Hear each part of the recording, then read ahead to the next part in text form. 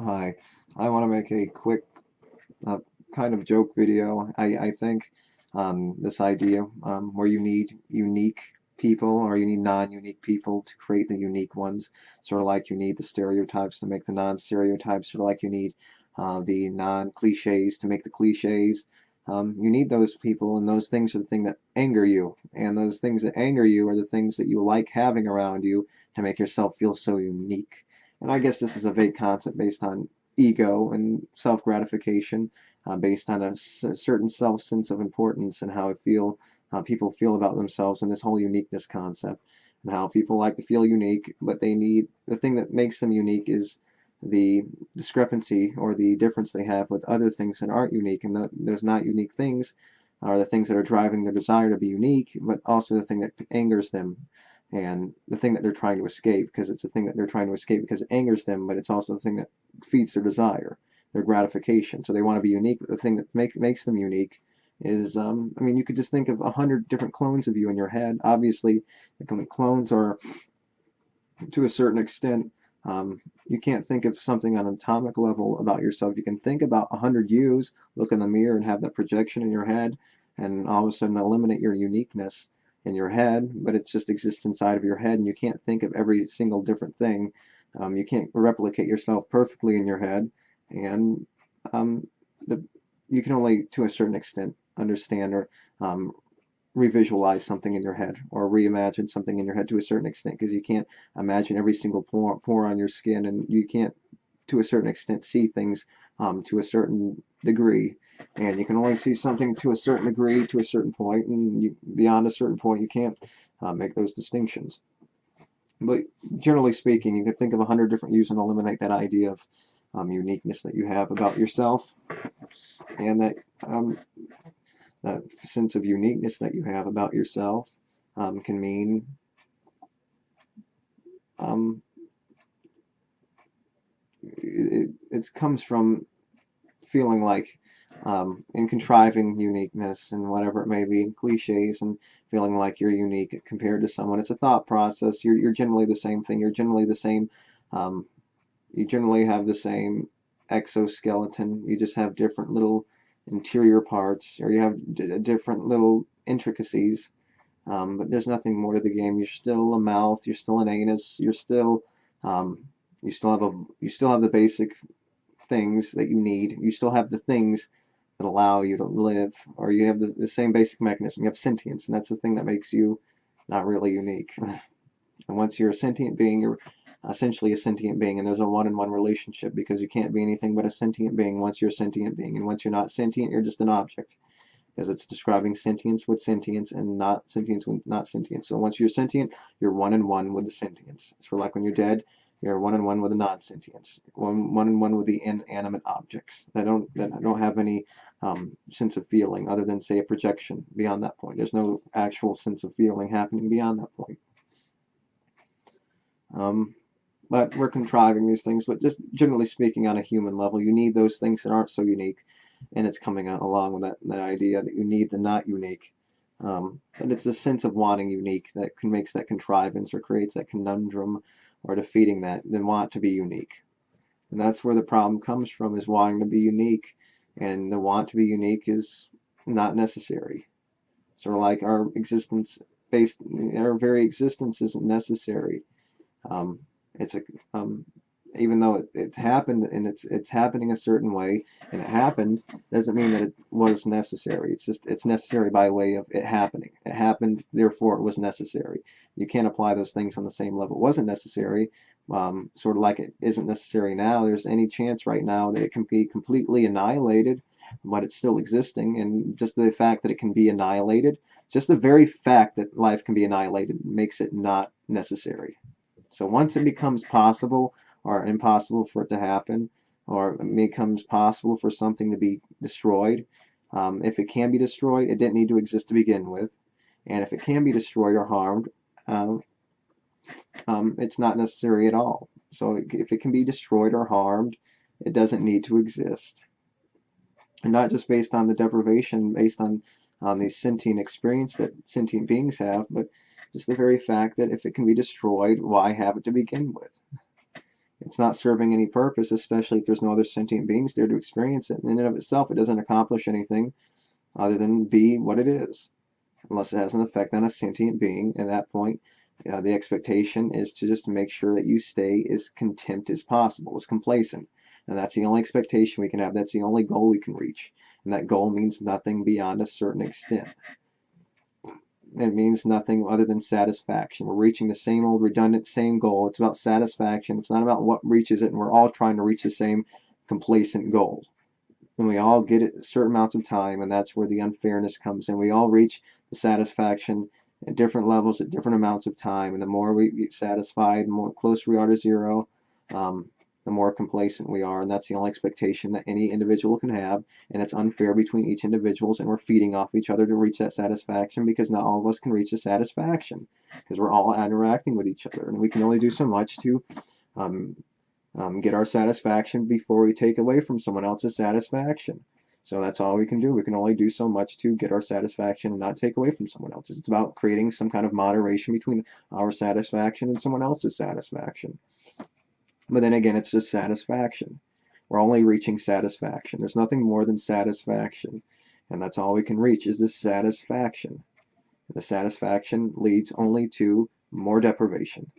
It leads, we're always going to have a problem, so their satisfaction is never satisfied. But generally speaking, once you feel kind of free, you're right back to searching for another problem to keep you satisfied, to keep you excited, to keep you, make your life worth living, give your life some kind of purpose. And even if you maintain the satisfaction for a whole day, you're right back to searching for something. If you had nothing to search for, what would you be doing? Nothing. You wouldn't be doing much of anything. And there's nothing more than gaining the satisfaction. And that's the only reasonable expectation we can have when we're looking forward to something, is reaching some kind of satisfaction. It doesn't matter what makes us satisfied. It's a matter of reaching the satisfaction that we're trying to reach.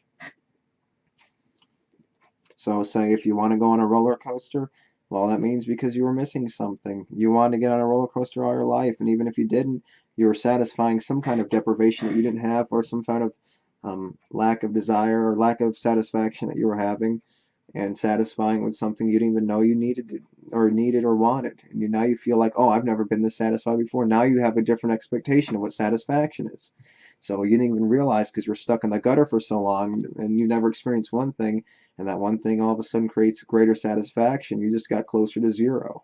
It doesn't matter if all of a sudden something surprises you, or it hasn't, just because you're satisfying boredom with hunger or some kind of food. That's satisfying the boredom, sort of like satisfying whatever deprivation you didn't realize you were in with something you didn't realize would satisfy the deprivation. So you're still satisfying the deprivation with, hey, I never got on a roller coaster before, so I'm going to satisfy, oh, that was so fun. Now all of a sudden your expectations for satisfaction have changed once you realize that you've never been quite as satisfied before you got on the roller coaster. So you're always just creating a different expectation for your satisfaction. You just didn't realize how much in the gutter, because you didn't realize how green it was on the other side, because you've been so used to the same thing over and over again. That's what makes us deal with reality, because once we're in the reality and we exist it, we don't realize just how bad we have it until we've seen the greener grass on the other side. So things can be so bad for us. We've just been stuck in those situations for so long, and it takes a good situation turning bad for us to recognize just how bad things could get. And that's what creates the deprivation to begin with. And that's what creates the recognition of this game, is having a lot of bad experiences based on good experiences. And if someone just has it bad altogether, they don't experience as much of this recognition as, say, someone else. But generally speaking, if you have a predisposition towards recognizing reality, then you're going to recognize it with less of that deprivation. So back to the original idea. Yeah, you need the unique to create some kind of, you need the non-unique, or the human, based on a human perception. You need the non-unique to create perception. You need the non-unique. From my point of view, describing the situation, from any person's point of view, I need someone that's not unique.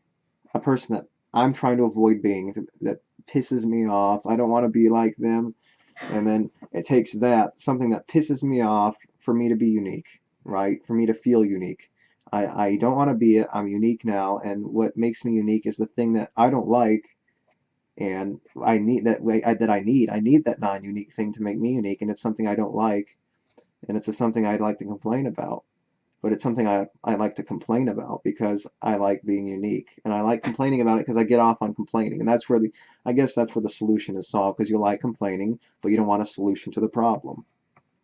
So you like complaining about how stupid and cliche someone else is, but you need them to be unique, because without them being a sentient being, experiencing something based on our mutual experience and existence as being a sentient being, by making this comparison, we're all sentient beings, and that's where I'm making the comparison off of, and contriving your differences between others, you're still the same basic thing. You're still just a breathing, sentient thing experiencing, and that's where you contrive that you're one and one. You're not as unique as you think.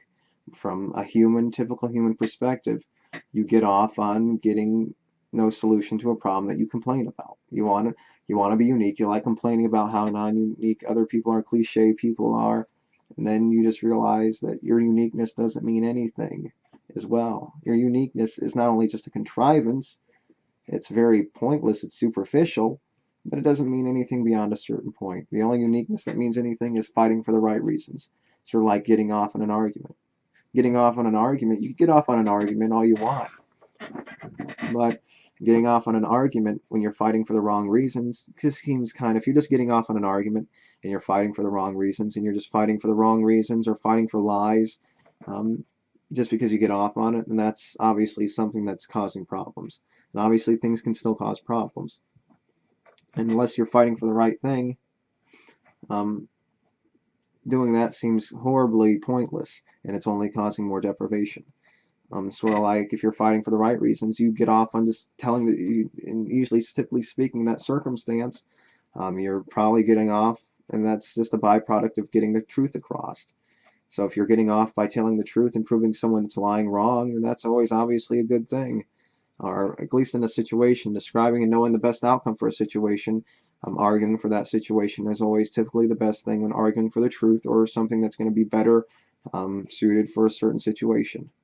When you're arguing for the truth, when someone's making an accusation against you, that's always a good thing. Getting off on the argument's only a byproduct of telling the truth, and that means nothing beyond a certain point. Getting off, good for you. You told the truth, and that's what matters. If you're lying and you're getting off on lying, and that's why you're getting off on an argument, and it serves no function other than a function that serves only a deprivation, or it just serves it's functioning in and of itself as something that doesn't need to exist. And that's the very thing. We can only escape the problems of reality, and without these problems, we wouldn't be existing. So reality is creating the problems, and we can only do our best to try our best to deal with these problems. And that's all we're doing, is dealing with problems on a day-to-day basis. The same old redundant problems, functional, biologically functional problems, social problems. We need problems for existence to mean anything. But the thing is, we can't avoid these problems anyway. These problems are going to exist regardless, and there's nothing we can do about these problems that we're existing with. We have to deal with these problems regardless of what we want or don't want, because we're being controlled by these crude forces. And these crude forces control us more than we control it, because we're part of the crude forces. And my projections and my experience in sentience is a crude force. It's just the fact that this thing that we call feeling and sentience that can suffer, that's the distinction that we can make. And it's the suffering created by these crude forces interacting with these crude forces. That is the promise, the interaction between these crude forces and these sentience, these other crude forces. Of interaction and being aware of these interactions. And that's exactly what the sentience is awareness of these reactions and feelings, and being able to sense these interactions. So, yeah, your uniqueness doesn't mean much of anything. It's pointless, silly, doesn't have any functional purpose beyond the byproduct. Your uniqueness is just a byproduct of something else, sort of like getting off is just a byproduct of telling the truth. Your uniqueness is just a byproduct of whatever functional functionality that your physical shape, your functional part happens to take.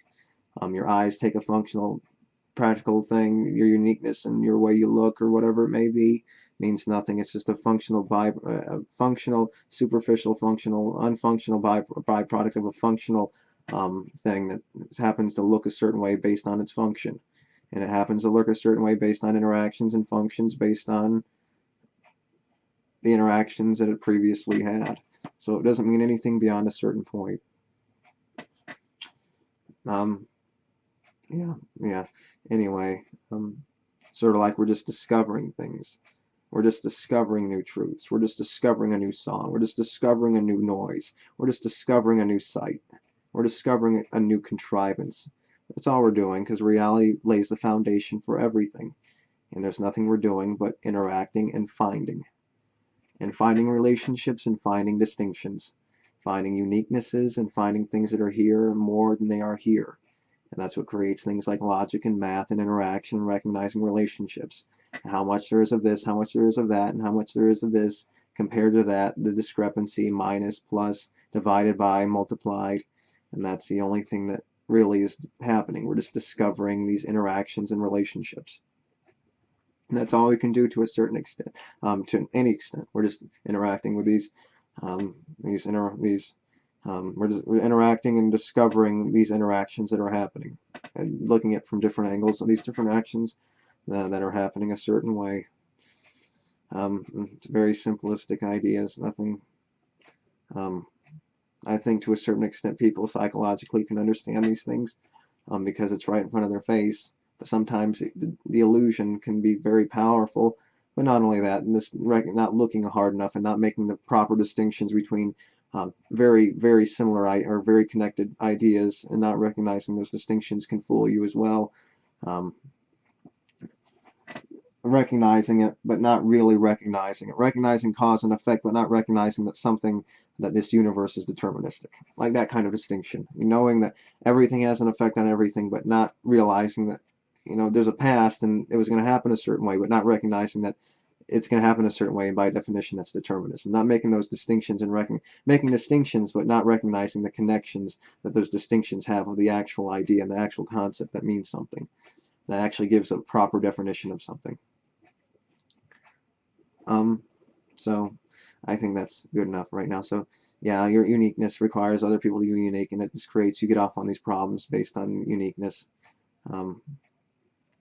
So yeah, you get off on the problems, and that's really the solution. That's the thing. You get off on the problems. You get off on the indulgences and the problems that we create, and we create more problems based on those indulgences. And we need that indulgence, and that it's just an indulgence game, and there's nothing we can do. We're controlled by this game, and we're controlled by the mechanism, and there's nothing we can do beyond a certain point. We can't do anything beyond the interactions that we have, based on the simple thought processes leading to interactions. There's nothing we can do beyond that. There's no greater purpose. There's no greater anything. There's nothing beyond our understanding. It's happening a certain way, and just because we think a certain way and it's going through our mind a certain way doesn't mean it's going to happen any other way, because the process is happening regardless of your perception or projection the same way every time. And your perception, I would argue, to a certain degree, is all the same. It's the same process. You're doing the same thing, and to a certain degree we can recognize that the perception that, say, me and some other creature may have is just not recognizing as much of the functionality of this function.